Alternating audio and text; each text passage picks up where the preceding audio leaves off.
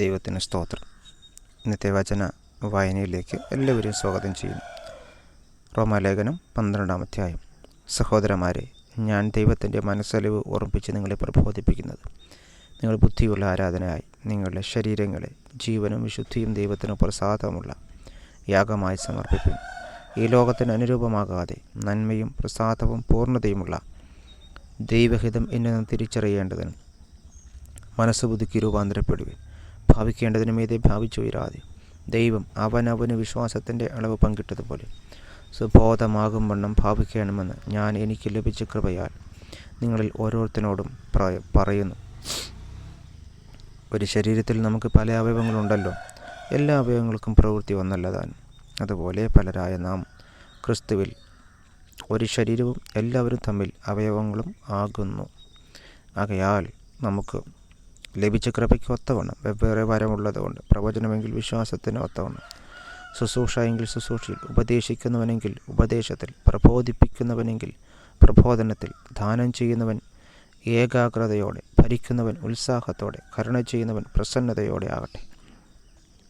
സ്നേഹം നിർവ്യാജം ആയിരിക്കട്ടെ. തീയതിനെ വെറുത്ത് നല്ലതിനോട് പറ്റിക്കൊള്ളുവീൻ.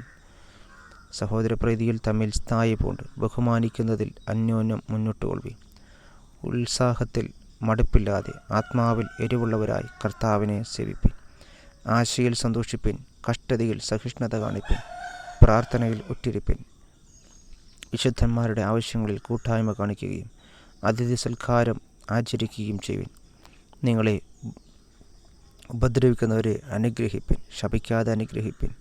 സന്തോഷിക്കുന്നവരോടുകൂടെ സന്തോഷിക്കുകയും കരയുന്നവരോടുകൂടെ കരയുകയും ചെയ്യുവിൻ.